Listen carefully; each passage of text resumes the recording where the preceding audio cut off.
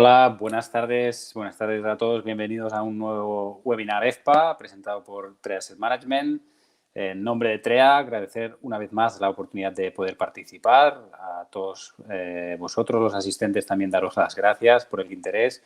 Esperamos, como no, poder ofrecer contenido de valor, esta vez en el ámbito de la renta fija. Mi nombre es Dani Suyá, soy director responsable de desarrollo de negocio en TREA. Pero para mí realmente lo bueno de hoy es la gente que me acompaña, como siempre, que pienso que es el realmente valor añadido. Me acompañan Ascensión Gómez, responsable de renta fija de TREA. También me acompaña Álvaro Mata, analista senior de crédito. Además, aprovecho porque precisamente Álvaro participó hace 8 o 9 meses, creo, en otro webinar de EFPA, muy dedicado al análisis de bonos de high yield. Y además, siendo partidista, Álvaro, felicitarte porque ambos bonos con la tesis de inversión explicada funcionaron perfectamente. Os invito a ir al canal de YouTube de TREA, donde todo este webinar y todos los que hemos hecho en el pasado están ahí grabados. Esperamos dar luz hoy a temas varios como la visión macro, las inyecciones en el mercado, la liquidez del mercado, curvas, inflación, diferenciales de crédito, entre otros temas de rabiosa actualidad. Como sabéis, este 2021 ha empezado movidito en el universo de la renta fija y en concreto la curva americana, pues la empinación que ha tenido este inicio de año está haciendo trabajar bien a los gestores y analistas por el efecto arrastre. Antes de nada, permitirme, no sé si se ve la presentación o no. Bien, ya se ve ahora. Antes de nada, pues permitirme 30 segundos a poneros al día sobre TREA, porque muchos de vosotros, asociados EFPA, ya nos conocéis. Al final, pues somos una gestora independiente, no ligada a ningún grupo industrial. Actualmente gestionando unos 5.400 millones bajo gestión y el grueso de lo que gestionamos, o la mayoría de lo que gestionamos, es en concreto en renta fija, con lo cual somos una casa con background, con expertise y con un equipo potente en renta fija. Hoy conoceréis a Chon y a Álvaro del equipo. Además, bueno, me gusta poder decir que integramos los factores ESG o ASG, en castellano mejor, en lo que es la gestión y análisis de activos. De hecho, hace 2 años pues nos adherimos a los principios de responsabilidad inversora, que, como sabéis, significa como signatarios que aceptamos y promovemos los 6 principios avalados por las Naciones Unidas. Poco más que añadir. Aquí tenéis un poco de premios que se ha llevado el equipo de renta fija en los últimos años. La verdad es que muy satisfechos con los mandatos institucionales que llevamos. Y antes de pasar, de dar espacio a Chon, que será la primera en hablar, deciros que la dinámica del webinar es, para una buena dinámica, yo creo que lo ideal es dejar las preguntas más para el turno final. Yo las iré recogiendo. Os invito a todos a participar en el chat. Yo las iré seleccionando y los 15 minutos finales del webinar dedicamos a turno de preguntas y respuestas. Y que no me olvide, por cierto, que al terminar o un poco más de terminar, se os aparecerá el test para cumplimentar esta hora de formación. Así que creo que ahora sí que no me dejo nada. Chon, te doy paso. A recordaros que yo tengo el poder de pasar diapositivas, así que me vais recordando. Muchas gracias. Gracias, Dani. Gracias por la presentación y gracias por invitarme a este evento. Vamos a ver, para ver qué podemos esperar de la renta fija es imprescindible empezar mirando el entorno macro para ver dónde estamos y cómo puede evolucionar. Entonces, lo que hemos tenido es estamos en una situación muy especial porque venimos de un 2020 tremendamente malo. La pandemia afectó muchísimo a la economía y, a pesar de las intervenciones de los bancos centrales y de los gobiernos, pues las caídas de los PIBs han sido muy grandes, especialmente a destacar la de España con un menos 9% y la de Reino Unido con casi un 8%. Si no hubieran intervenido los gobiernos y los bancos centrales, esta caída hubiera sido mayor aún. Y después de eso, pues este año lo que se espera es una recuperación que, excepto en el caso de Estados Unidos y China, aunque China siempre tenemos el problema de la fiabilidad de los datos, vamos a fijarnos más en Estados Unidos, aquí sí que se recuperará todo lo perdido el año pasado e incluso más, porque las previsiones del PIB para el 2021 en Estados Unidos van al alza, ahora están en 4,85 y es posible que lo superen. En cambio, en Europa, que se espera inicialmente un 4,2 de recuperación este año, es posible que sea menos. Aquí vamos con un poco de retraso en el tema de vacunación, los lockdowns, los cierres continúan. Bueno, tal vez es probable que vayamos un poco más lentos. El dato a destacar en el que nos tenemos que fijar en esta recuperación atípica, porque no es un ciclo de recuperación que puede durar unos años, sino que es una recuperación después de una gran caída y una recuperación que no es igual que la caída, o sea que todavía faltan 2 años o más de 2 años para llegar a los niveles previos. El dato en el que hay que fijarse es en el empleo, si realmente hay creación de empleo o no. Y luego volveremos a la situación anterior a la pandemia, que era de crecimiento bastante débil. Entonces, hablando de las intervenciones de los gobiernos y de los bancos centrales, en Estados Unidos siempre es un país con mucho más dinamismo. Allí el gobierno ha intervenido dando dinero directamente a los contribuyentes, dándoles un cheque. Se ha notado muchísimo esto en la economía. En los meses que había dinero, la economía se reactivaba y cuando se acababa el dinero, los datos macro salían más flojos. En Europa se ha optado más por la vía de ayudar a empresas, que también tiene su efecto, pero bueno, es otra manera de ayudar a la economía, pero la ayuda desde luego ha sido más pequeña. En cuanto a los bancos centrales, la manera que tienen los bancos centrales de intervenir es primero con el tipo de interés. Lo que pasa es que en Europa el tipo ya estaba en menos 0,50, no se podía hacer nada. En Estados Unidos el tipo estaba más alto, allí no tiene un tipo único, sino que tiene una banda, estaba en el 1,5, 1,75. Y en el mes de marzo del año pasado lo bajaron en solo 2 ocasiones desde ese 1,5 hasta el 0%. O sea, ahí actuó muy rápido el Banco Central. Y luego el Banco Central Europeo, que suele ir más lento, esta vez anunció un programa nuevo relativamente rápido, porque tenía un programa de compras, pero era más bien pequeño, y anunció un programa nuevo de compras que se llama el PEP, que tiene un importe de 750 billions, lo que sumado a los otros programas que había ya, supone unas compras mensuales de unos 110 millones de euros al mes, creo que ya he dicho. Esto, para hacernos una idea, que es una cifra enorme, esto puede suponer la compra de todo el papel neto emitido por los gobiernos. Por lo tanto, esto puede ser un techo en las rentabilidades de los gobiernos, como luego veremos más adelante. Lo que quería destacar aquí, que están los dos balances de los bancos centrales sumados, es cómo han doblado el balance. Estaban como en 3,5 trillón y ahora están en aproximadamente 7 cada uno. O sea, los bancos centrales cuando intervienen y decimos que inyectan liquidez en el mercado, su manera de actuar es comprar bonos, por ejemplo.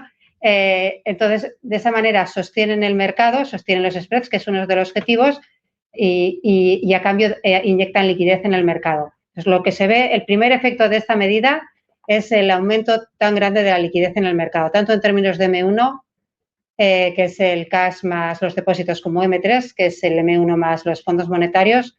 Bueno, pues estamos en niveles muy altos. Habrá que ver cuál es el efecto de esta liquidez, porque no necesariamente esto va a reactivar la economía. De momento, el efecto primero es que ha sostenido los mercados bursátiles, pero si no hay confianza en la economía, ese dinero puede no llegar a estar en el sistema.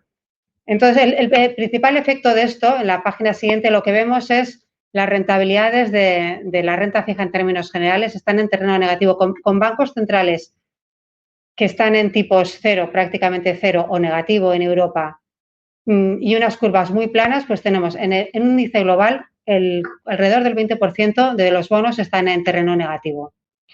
Esto es un índice global que tiene dólares y euros mayoritariamente. Si nos fijamos exclusivamente en euros, más del 50% está en terreno negativo, lo cual hace muy difícil la gestión de la renta fija en estos momentos.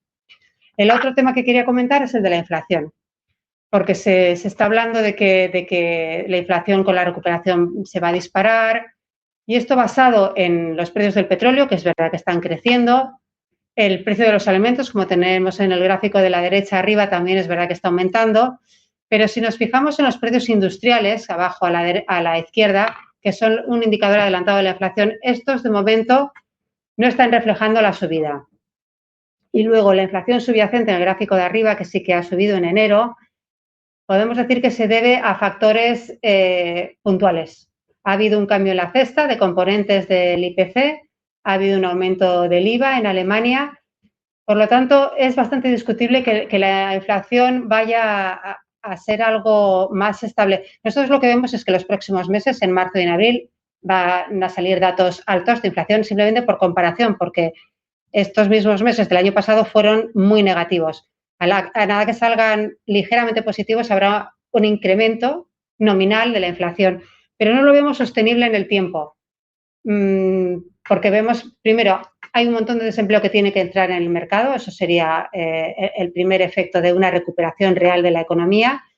Las subidas de precios actuales son por los cuellos de botella que hay. Por ejemplo, sabemos que hay un cuello de botella en el tema de semiconductores, que puede estar habiendo una subida de precios, pero es porque falta también oferta, falta contratar gente. Pensamos que es algo que se irá arreglando con el tiempo. Entonces, si pasamos a los mercados ya directamente, empezamos con la deuda pública, en el gráfico de la derecha. Este es un gráfico de solo 2 años, no se ve igual de claro que si viéramos un gráfico más largo, pero lo que es obvio es que estamos en rentabilidades mínimas, bajísimas, yo diría casi absurdas, en los niveles a 10 años de la deuda pública. El bono alemán está en terreno negativo desde el 2019. Y luego he puesto también España e Italia. En España, sobre todo, ha tocado niveles de 0. Italia casi. Y Estados Unidos, el que ha estado más alejado, sí que ha tocado mínimos del 0,5%, pero está recuperando, es el que más rápido ha recuperado. Y hay miedo de que esta recuperación sea por inflación. Nosotros pensamos que es más bien que está ya descontando la posible recuperación. Aunque eso ha arrastrado también a los bonos europeos, un poco, pero en términos absolutos los niveles siguen siendo muy bajos. Esto sí que se ha notado en las pendientes de las curvas en el gráfico de la izquierda. La roja coral es la curva es la pendiente de la curva americana. El 10 años menos el 2. Estamos en niveles de más de 140 puntos básicos. Entonces, hay discusiones de si esta pendiente puede subir más, como en otros ciclos anteriores, que ha llegado a los 250 puntos básicos o no. Nosotros lo que vemos es que los tipos van a estar anclados en el 0%. Y entonces, teniendo ese soporte en la parte corta de la curva, es difícil ver la parte larga que se vaya mucho más. Nosotros pensamos que puede ser momento de aprovechar ahora esta pendiente tan positiva para comprar algo. No recomendamos estar largos de duración porque con tipos tan bajos es un poco absurdo, pero sí aumentar algo la duración vía tipos largos. Ya sabéis que para hacer la duración se puede estar en todos los tramos de la curva o se puede estar en tramos puntuales. Pues puede ser interesante coger algo en el largo plazo, estar también en la parte corta y llegar con eso a la duración que queremos. En cuanto a crédito, vemos más valor, somos más positivos en el crédito que no en gobiernos. Porque los gobiernos es el ente que se está endeudando más, el que ha soportado mayores déficits. Es cierto que los bancos centrales están comprando y pueden soportar las rentabilidades, por eso también pensamos que no se van a ir mucho más arriba, pero vemos más valor en el crédito, nos gusta más. Hay compañías muy poco apalancadas o con un apalancamiento moderado, pero que no tienen problemas para hacer frente a sus pagos. Luego Álvaro os dirá que se fija sobre todo a la hora de seleccionar las empresas.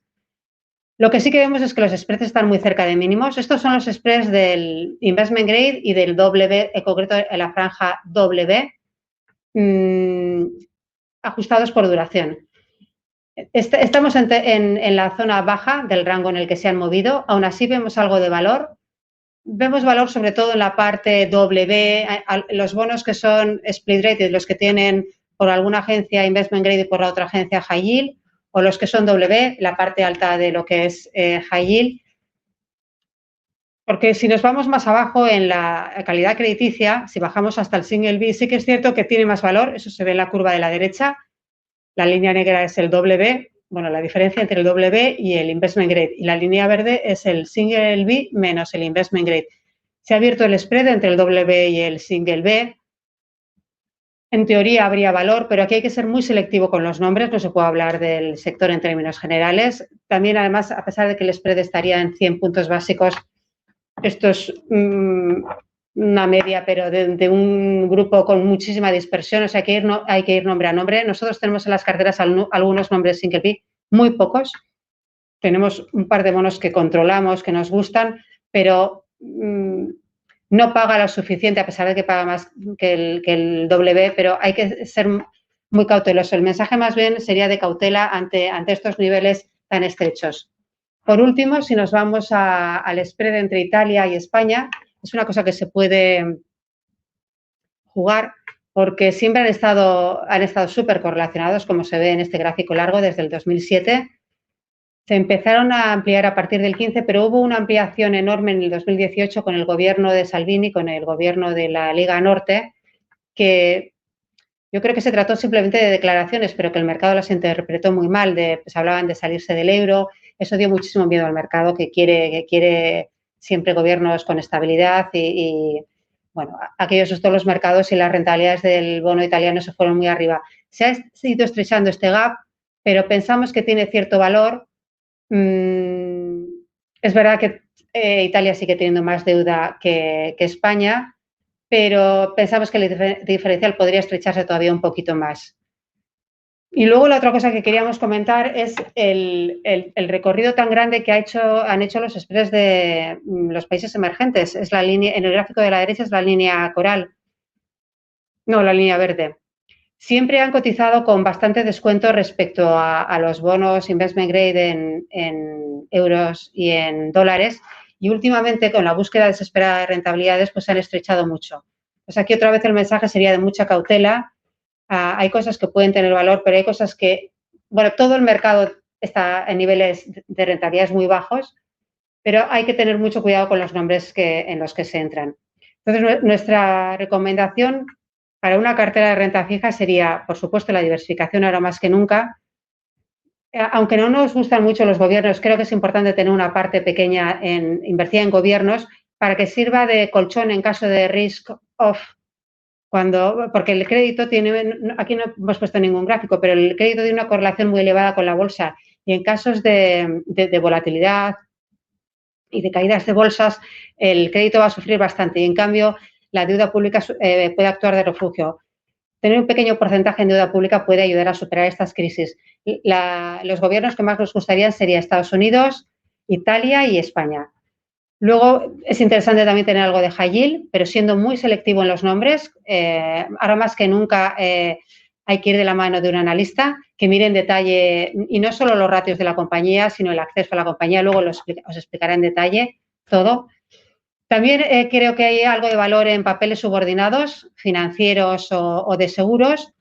Con la bajada de tipos de interés es cierto que es muy difícil que los bancos sean rentables y los ratios de rentabilidad son muy bajos, pero la regulación bancaria y los ratios altos de capital que tienen que tener, todo el acceso a las subastas de liquidez, los famosos telitros del Banco Central Europeo, les dan mucho soporte y aunque tengan problemas en términos de rentabilidad, yo creo que como bonos pueden tener valor ese tipo de bonos subordinados. Tanto los Tier 2 como los AT1, los AT1 son los más subordinados, tendrían más riesgo, pero AT1 que tengan cupones altos y que sus fechas de posibles amortizaciones estén cercanas nos parecen opciones interesantes. Por último, algo de emergentes también es interesante tener. Nosotros estamos más cómodos en compañías buenas. Que sean emergentes no significa que sean high yield. Tenemos muchas compañías que son investment grade. Por ejemplo, Sigma, la propietaria de Campofrío, es una empresa mexicana triple B de rating muy bueno y una empresa muy sólida.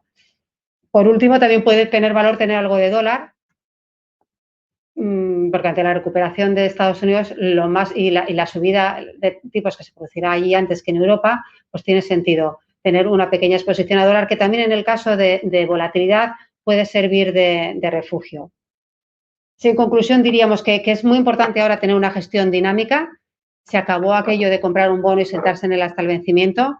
Con la volatilidad de los mercados hay que aprovechar para comprar cuando se está abajo. Cada vez más la gestión de la renta fija, especialmente en el crédito, se parece a la de la bolsa. Hay que comprar abajo, vender arriba. Por eso, mucho ojo a los bonos y líquidos.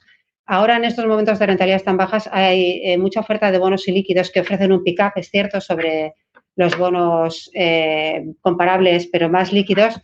pero estos bonos, si los se compran, hay que tenerlos hasta el vencimiento y es muy difícil luego salirse de ellos. Hay que ser muy exigente con este tipo de bonos y líquidos. La verdad es que a nosotros no nos gustan demasiado.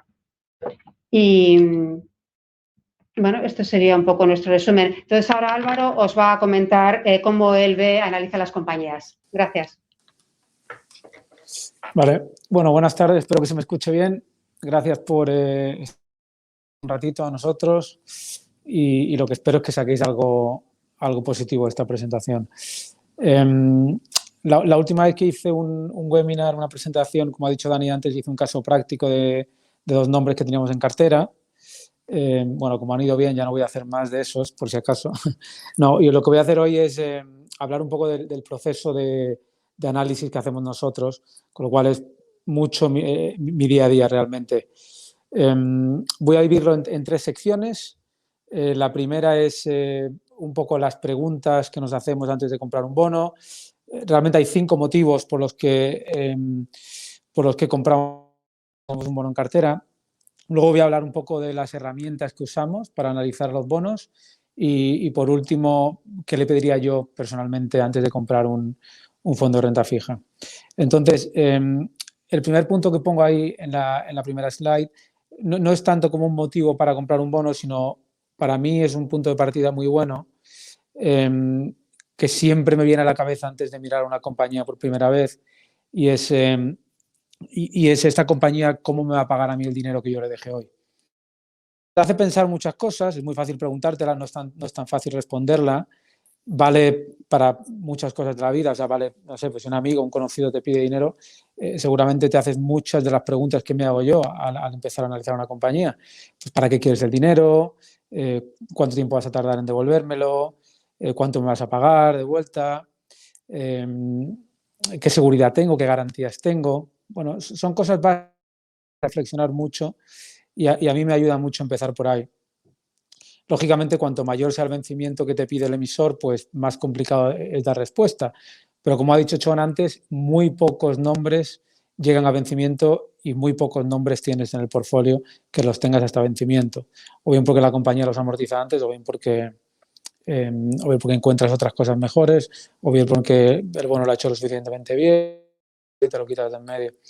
Entonces, el segundo motivo por el que tenemos un nombre es si pensamos que el perfil de riesgo de esa compañía va a mejorar en el futuro próximo. El horizonte temporal de una inversión no tiene por qué ser de los 5 años de la emisión del bono, 7 años, 9 años, lo que sea. Puede ser que tengas un horizonte temporal de 6 meses, de 9 meses, de 12 meses. Puede ser que la compañía que están mirando pienses que va a tener una mejora de márgenes muy grandes porque la materia prima que ellos compran está bajando el precio, va a bajar el precio. Puedes pensar que la compañía va a vender activos y va a destinar esa venta de activos a reducir la deuda, el nivel de apalancamiento.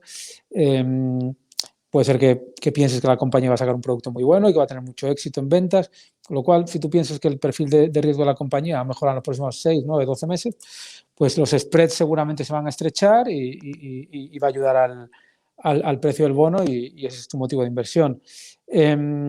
Puede ser que lo hagas porque ves que se va a producir un evento positivo en el corto, en medio plazo. Y aquí se me ocurren, puede ser que veas que las agencias de rating van a mejorar el rating. Pues porque a lo mejor lo tienen en W positivo, las agencias de rating a lo mejor lo tienen en Outlook positivo y generalmente después de 6 meses dan un veredicto de si lo suben a Investment Grade o no. Y ya es el 5.º mes y ves que la compañía lo ha hecho bien y miras un poco el informe de las agencias de rating, lo que están pidiendo, lo que están esperando la compañía. Bueno, puede ser que veas esa mejora de rating y compres el bono esperando ese evento. Puede ser que la compañía esté cerca de vender activos y vaya a destinarlos de nuevo a desapalancar. Puede ser y esto lo hemos visto mucho en los últimos meses, que la compañía vaya a refinanciar unos bonos y vaya a lanzar un tender a un precio superior al que estaba en el mercado. Bueno, entonces vas a ganar algo de capital. Lo que pasa mucho, que ha pasado muchísimo en los últimos meses, si os fijáis en los fondos de renta fija europeos, los que mejor lo han hecho de año y probablemente a final del año pasado, son los fondos al corto plazo y además, por supuesto, de lo que ha pasado en las curvas, que se han empinado mucho.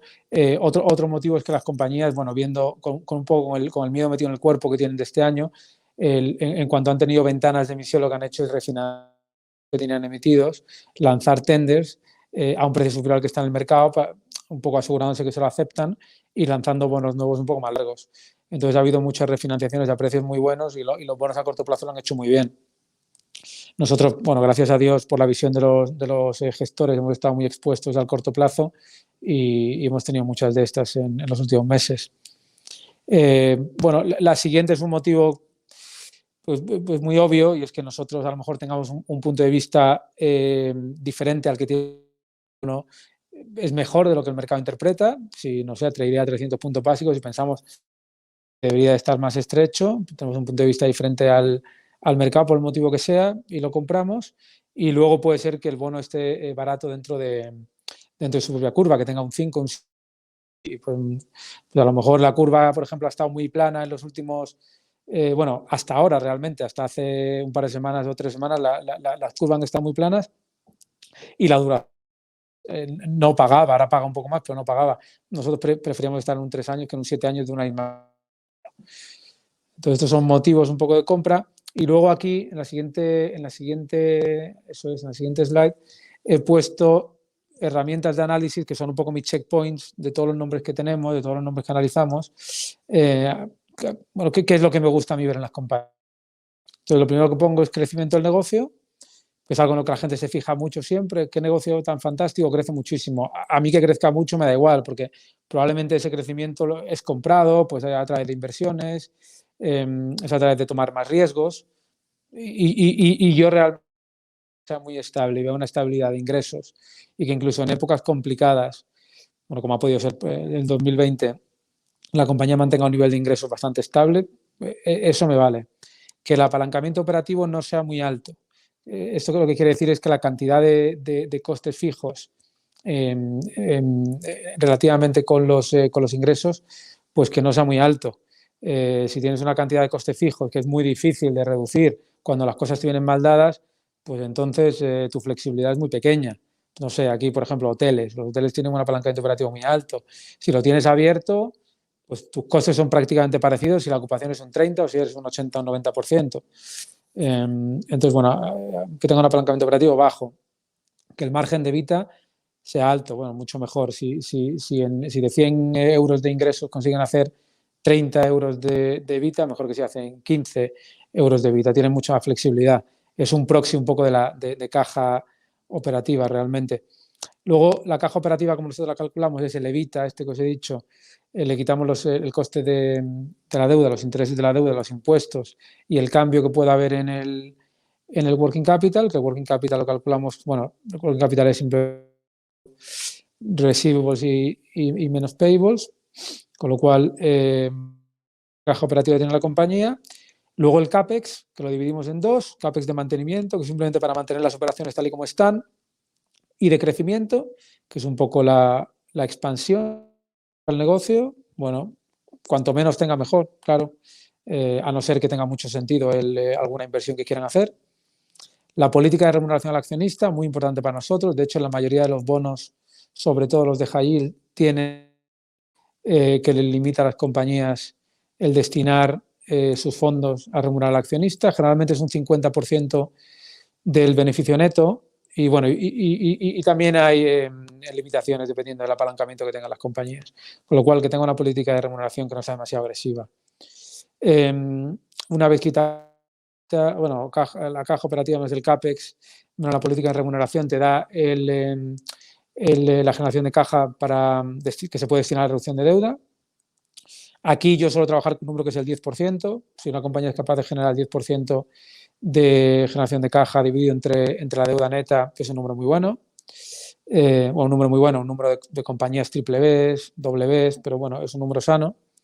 Bueno, lógicamente luego nos fijamos en la deuda que tiene la compañía, tanto bruta como neta.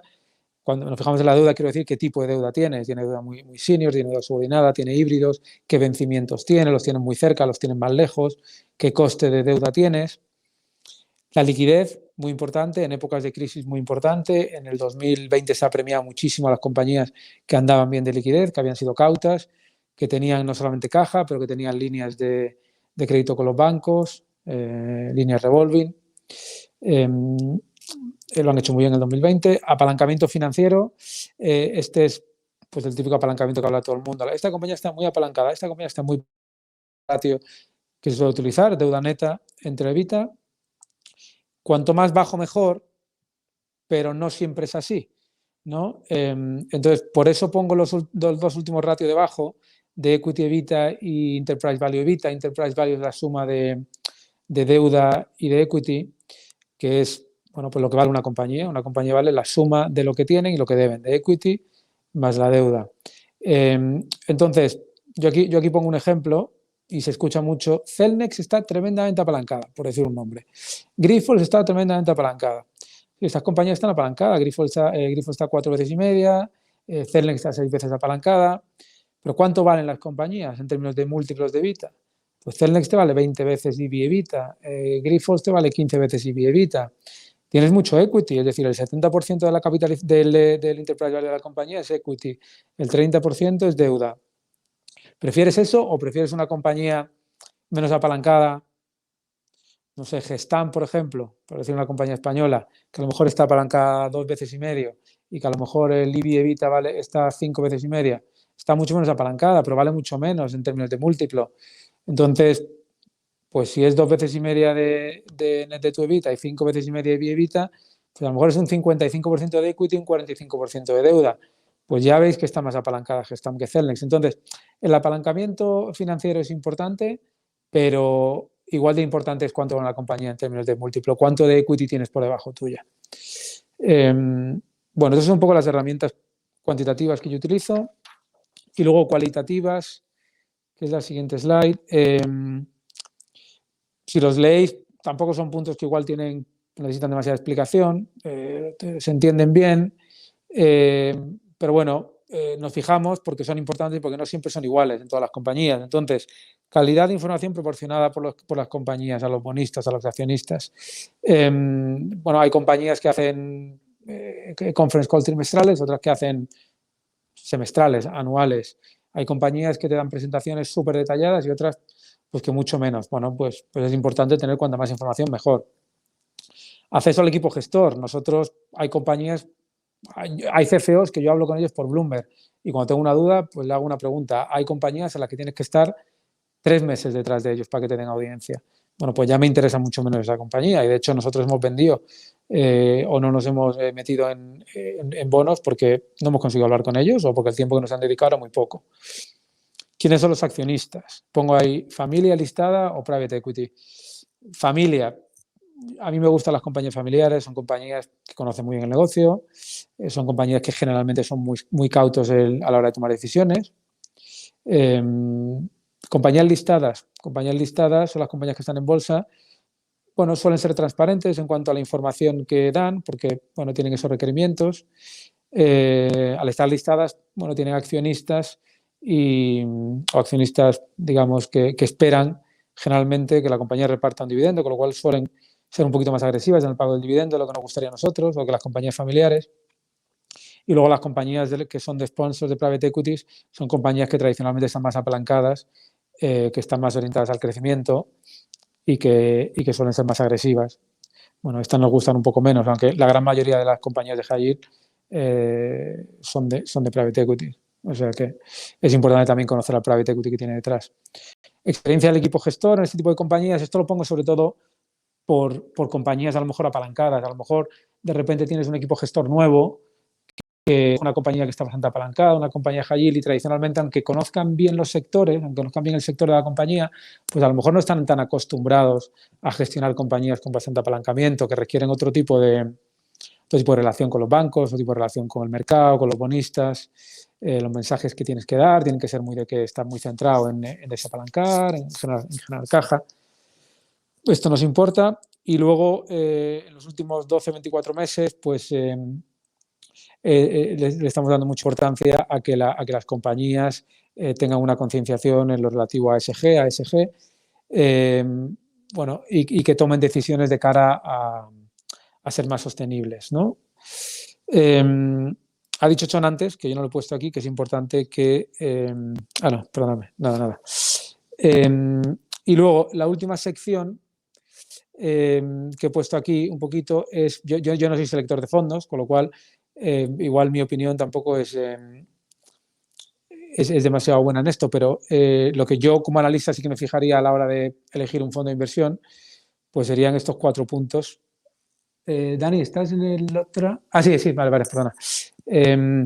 Pues tener un equipo de gestor dinámico y esto sería pues lo contrario a un equipo gestor muy burocrático.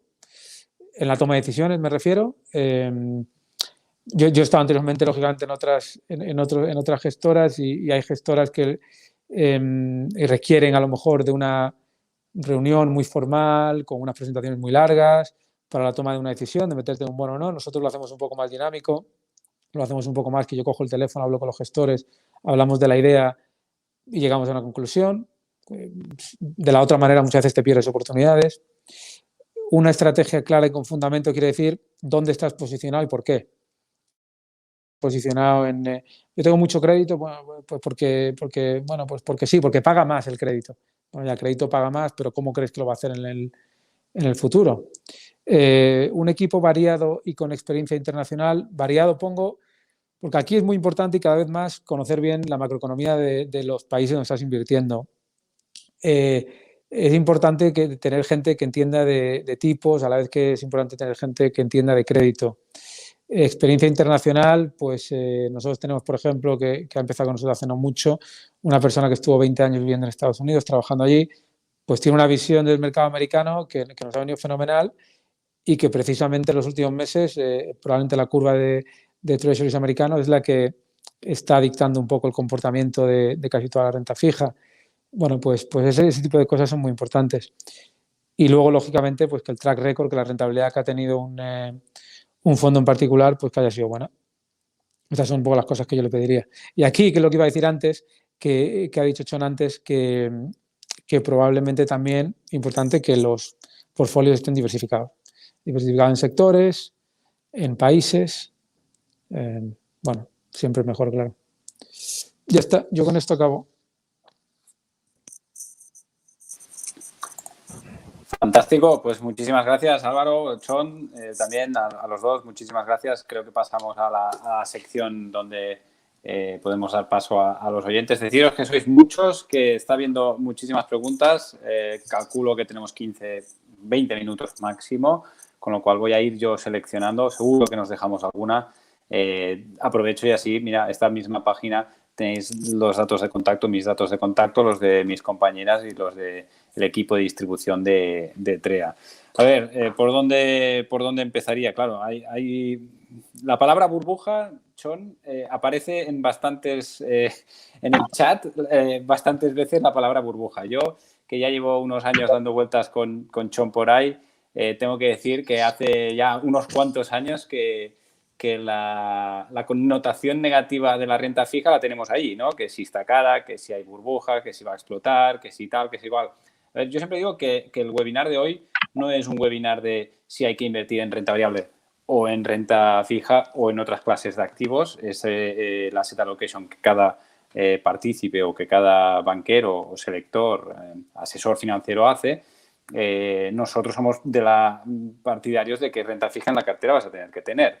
Otra cosa es si menos o más y otra cosa es a qué nivel de riesgo. Pero, como decía Jon, bien, el crédito tiene más correlación con la renta variable, tiene más volatilidad, pero es que en escenarios de volatilidad las demás clases de activos también se pegan unas leches importantes y aquí es donde gente con un perfil más conservador o con un horizonte más corto sí o sí va a tener que tener renta fija en su cartera. Así que no sé si quieres comentar algo sobre, claro, nos dicen burbuja, que si está cara, que si, claro, yo el concepto burbuja es un poco, habría que definirlo, no sé si algún feedback por tu parte, Jon. Sí, bueno, a mí me gusta comentar aquella convención en la que fuimos hace años, no sé si fue en el 2015 o 2013, de un banco, que hicimos un minuto de silencio porque como homenaje a la renta fija que había muerto. bueno, pues la renta fija sigue viviendo después de aquello. Desde que el Banco Central Europeo empezó con el QE, parecía que se acababa todo. Lo que es cierto es que estamos en niveles bajos, muy bajos, de tipos de interés, pero vamos a seguir así tiempo. Yo no veo de momento subidas de tipos. Sí que es verdad que se empieza a hablar en Estados Unidos de que si en vez de en el 2024 empezarán a subir en el 2023, es demasiado lejos. No podemos hacer planes mirando a tan largo plazo. Los tipos de interés están en cero y eso lleva a que las curvas estén con más o menos pendiente, pues en niveles muy bajos también. Sabiendo esos niveles en los que estamos, pues hay que saber que las rentabilidades que se pueden esperar no van a ser muy elevadas. ¿Por qué ha habido un año con rentabilidades muy positivas? Seguramente era porque seguía un año de una ampliación de spreads, que tal vez las rentabilidades habían sido incluso negativas, y ante el estrechamiento, bueno, pues ha habido años que en alguno de nuestros fondos hemos sacado un 6% de rentabilidad, sí, pero era sobre todo por juego de spreads. Con los spreads como están ahora, que pensando que se pueden mantener estables, pues las rentabilidades que se pueden esperar pueden estar más bien alrededor del 1%. Eso es lo razonable ahora. No olvidemos que todo va ligado. Tenemos el tipo oficial de los bancos centrales, tenemos las rentabilidades a largo plazo y luego las valoraciones en la bolsa también dependen de los tipos, que también son exigentes porque los tipos están muy bajos, todo va unido. Pero no veo un cambio en el panorama a medio plazo. Creo que las cosas pueden continuar así durante un tiempo, asumiendo la volatilidad que pueda haber, esto sí. Fantástico. Otra de las palabras que se están repitiendo en el chat bastantes veces es, y sin ánimo de bola de cristal, que siempre decimos que no la tenemos, es la palabra inflación. Me temo, que es una palabra que asusta un poco, pero sale por ahí.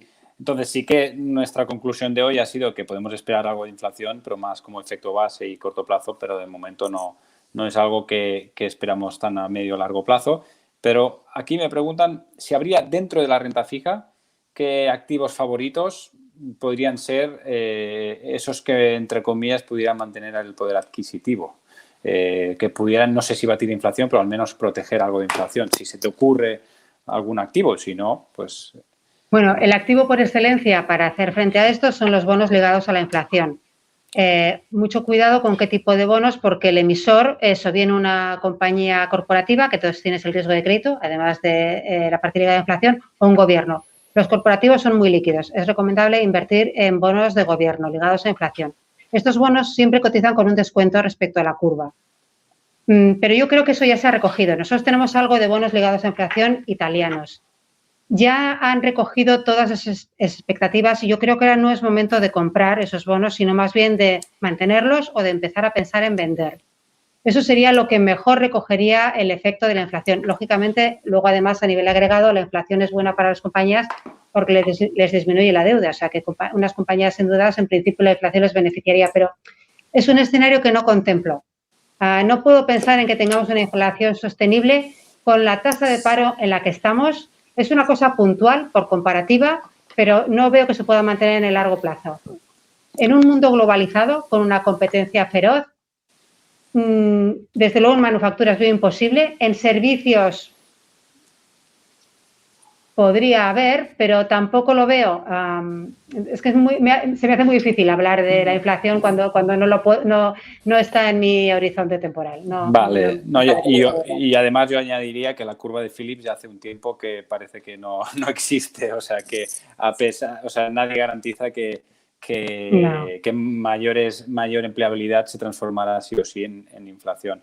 Para hacer un poco de partido de tenis y así participamos todos, Álvaro, 2020 ha sido un shock, realmente ha sido un shock y los que sois analistas de crédito, para muchas compañías pues más, con caída de ingresos bestiales, no por igual en todos los sectores obviamente, márgenes por el suelo, destrucción de caja. Entonces aquí yo diría que ha premiado el mercado, es decir, cuál ha sido, entre comillas, refugio desde el punto de vista sectorial, subsectorial.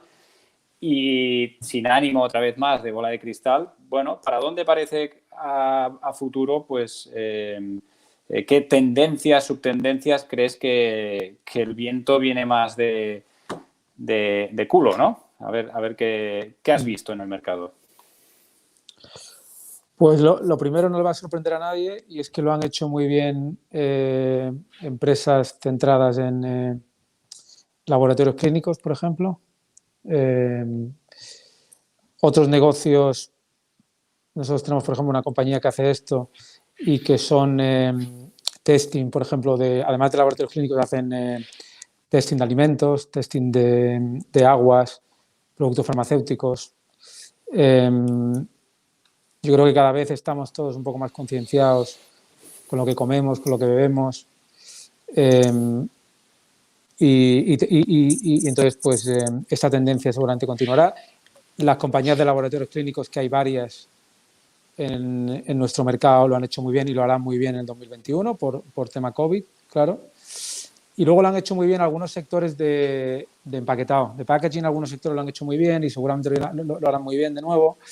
Nosotros tenemos varias compañías que hacen latas, ¿no?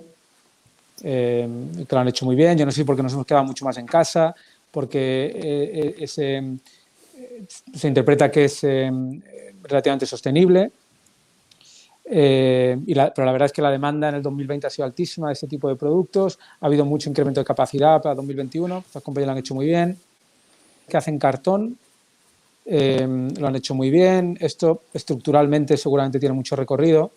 Yo creo que es porque online estamos comprando mucho más. Estamos comprando y la mayoría viene en cartón, con lo cual estas compañías lo han hecho muy bien. Que hay compañías que tenemos nosotros en cartera también, Smurfit, Kappa, DS Smith, incluso Stora Enso en Finlandia. Y por el lado negativo, lógicamente el papel tradicional estaba muy penalizado ya desde antes y 2020 ha sido un año horroroso. Papel tradicional me refiero a papel de periódico, papel de revista, papel de folios. Esto seguramente estructuralmente está en caída libre y 2020 ha sido un año que los ha matado. Y luego, pues mira, un negocio que ha sido muy bueno hasta 2020 y que le han salido los colores en 2020 han sido empresas gestoras de aparcamientos, que en España y en Portugal tenemos algunas. En Europa también hay una muy grande que se llama Q-Park. Y lógicamente con la poca movilidad, pues ha sido un año muy malo para ellos. Y yo creo que con los cambios de movilidad que va a haber y que seguramente ha despertado el tema del COVID, yo tendría cuidado también con tema de parkings, por ejemplo, en el futuro. Y no sé, y ya por decir, yo creo que tema de coches también hay que tener un poco de cuidado porque está habiendo muchísimos cambios en estos sectores y yo no sé si en el futuro vamos a tener tantos coches como tenemos hoy. Pero bueno, eso es un poco más complicado.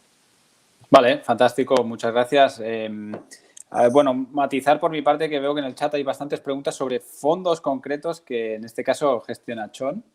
Creo que no es el sitio hoy de webinar de comentar fondos de una entidad o de otra, es más pedagógico y didáctico, aunque encantados de atenderos como siempre. Preguntas que tengo por aquí. Mira, me dicen, todo el mundo está de acuerdo con el tema de emergentes, el meterlo en cartera, que Chon ya comentaba también. Pero me preguntan, por un lado, ¿en qué zonas emergentes podemos ver más valor? Yo creo que aquí en la casa tenemos un gestor dedicado a emergentes, igual sería el más indicado y en su día hicimos un webinar.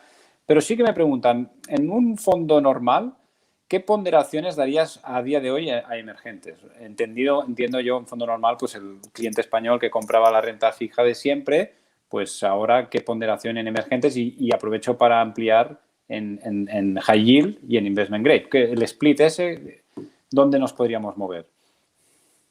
Bueno, depende del grado del riesgo que queramos asumir en el fondo, pero pensando que los clientes son conservadores, que quieren mantener el patrimonio y que son bastante susceptibles a la volatilidad del fondo, yo creo que en ningún caso la posición en emergentes puede superar un 15%. Y mejor estar en un 10%. Y esto hablando de bonos relativamente tranquilos. Por supuesto, en hard currency he leído por aquí alguna pregunta que preguntaban por renminbi o moneda local. Ya tenemos suficiente con el riesgo de crédito de las compañías como para además meternos en moneda local. Además son bonos más líquidos. Preferimos estar en hard currency, que es básicamente dólar o euro. Y en cuanto a las zonas que comentabas también, no miramos tanto a... Por supuesto, tenemos en cuenta la macro de cada país, pero ahí es mucho más importante mirar los datos de cada compañía.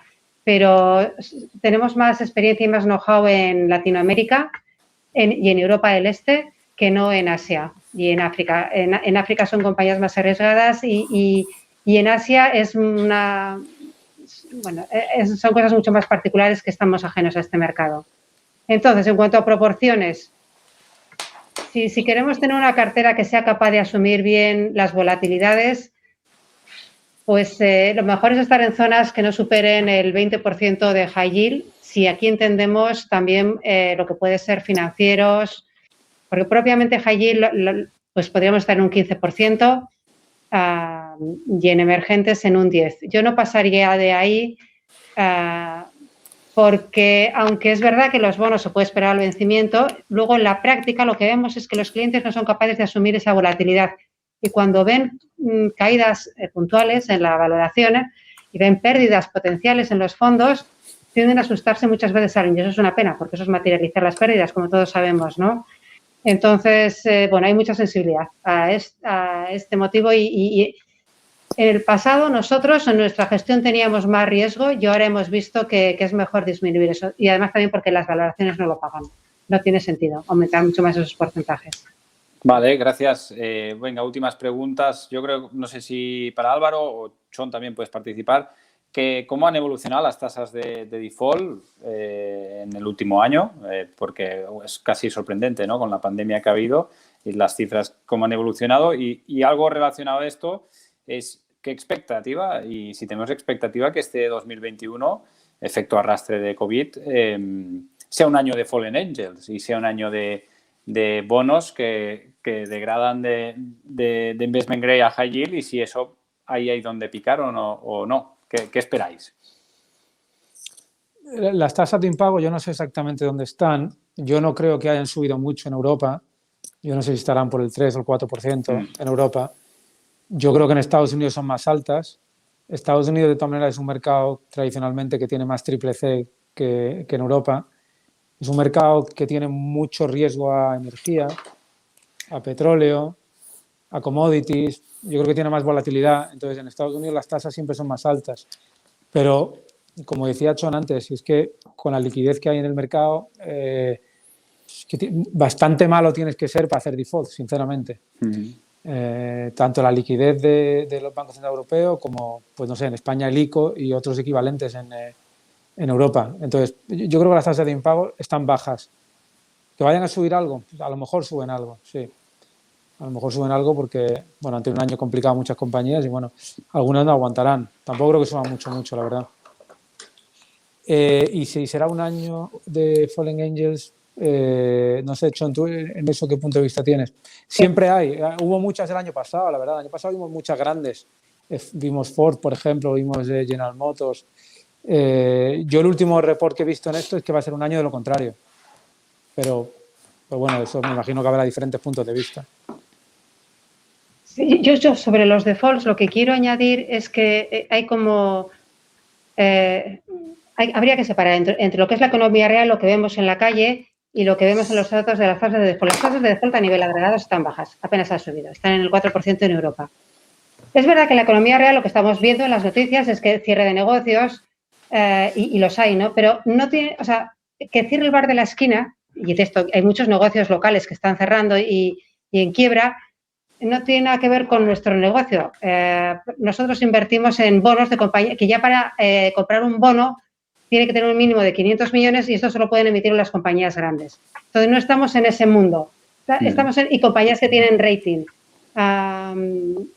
No hemos tenido ningún default en los últimos años, ni pensamos que lo vamos a tener, porque es que ya no estamos en ese tipo de compañías. Por lo tanto, es un mundo un poco ajeno a nosotros. Las compañías para obtener un rating, y sobre todo de investment grade, tiene que tener un tamaño bastante grande, tiene que tener una diversificación bastante importante. Por lo tanto, no es fácil conseguir un rating investment grade. Una vez que se consigue, es un negocio como bastante sólido, que por supuesto sufrirá las volatilidades, ¿no? Y puede haber fallen angels, o sea, Falling Angel, no confundamos Falling Angel con defaults. Falling Angel es simplemente caer a high yield, ¿no? Eso sí que puede haberlo, ¿no? Pero es que el año malo ya fue el año pasado. Este es el año de la recuperación. O sea que no esperamos en nuestro mercado, aunque Álvaro domina mucho más esto, pero no tenemos en mente ninguna caída de ratings. Ya se hubiera producido. Fantástico, gracias. ¿Hay alguna pregunta técnica que creo mejor no entrar, ¿no? De cómo compañías como que están haciendo compras con caja, sin financiarse a estos tipos, que no lo entiende un poco la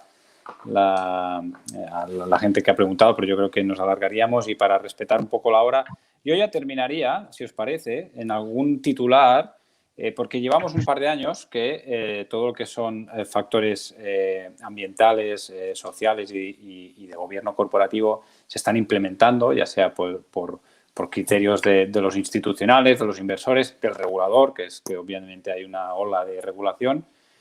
Pero yo lo que he percibido es que, digamos que la primera entrada ha sido al mercado de renta variable, ¿no? Y esto lo hemos visto en fondos. Simplemente a nivel de titulares, porque yo creo que vale la pena un día hacer un webinar dedicado a esto, a nivel de renta fija, ya sea desde el punto de vista de los emisores o de los gestores como nosotros, que gestionamos el dinero de los partícipes, ¿qué implementaciones os vienen a la cabeza? ¿Qué cosas estáis empezando a hacer desde la gestora en cuanto a ESG, que tal vez hace 5 años no se hiciera? ¿Para dónde pensáis que va esta temática? No sé, es un poco para despedirnos, pero así aprovecho para introducir esta temática tan de actualidad. Es un mercado que se está desarrollando en renta fija. Yo creo que en el último año el incremento ha sido exponencial en cuanto a las emisiones con criterios ESG, bonos verdes, socialmente responsables. Bueno, hay distintos tipos, ¿no? Es un mercado que está todavía muy pendiente de regular y de definir, pero sí que vemos que muchas compañías ya preocupadas, interesadas en este tema, dando información de este tipo y sacando bonos al mercado. El año pasado era un mercado tan estrecho que cotizaban los bonos de la misma compañía como más estrechos, a los bonos equivalentes. Ha habido tantas emisiones que ahora la diferencia es menor, pero bueno, eso es un mercado nuevo que está creciendo y se va a ir desarrollando y desde luego tiene muchísima demanda.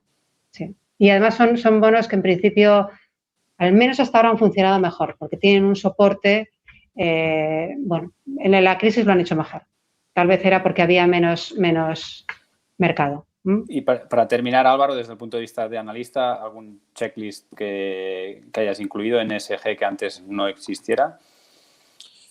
Bueno, fundamentalmente, si les veo concienciados a un cambio para mejor. Realmente es eso. Y ¿sabes? Lo que dice Chon, está muy de moda. Hay muchísima demanda por estos bonos, porque hay muchos fondos que son exclusivamente dedicados a ESG. Y a mí es que no me extrañaría ver en los próximos meses, trimestres, que los bancos centrales dediquen un porcentaje exclusivamente a comprar bonos ESG. Con lo cual, yo creo que esa tendencia está para quedarse. Fantástico. Pues 5:30, puntuales como un reloj, la verdad. Dar las gracias a Ascensión, dar las gracias a Álvaro. Yo la suerte que tengo siempre es de los que me rodean. Dar las gracias a la audiencia, a ESPA por dejar participar una vez más a Triad Asset Management en este acuerdo que tenemos para fomentar la cultura y el conocimiento financiero de sus asesores. Muchas gracias a todos. Tenéis nuestros datos de contacto para cualquier cosa que podáis necesitar y recordar que tenéis un examen, he puesto el nivel alto, o sea que no os quejéis, un examen al terminar para certificarla ahora. Muchísimas gracias a todos y buenas tardes. Gracias.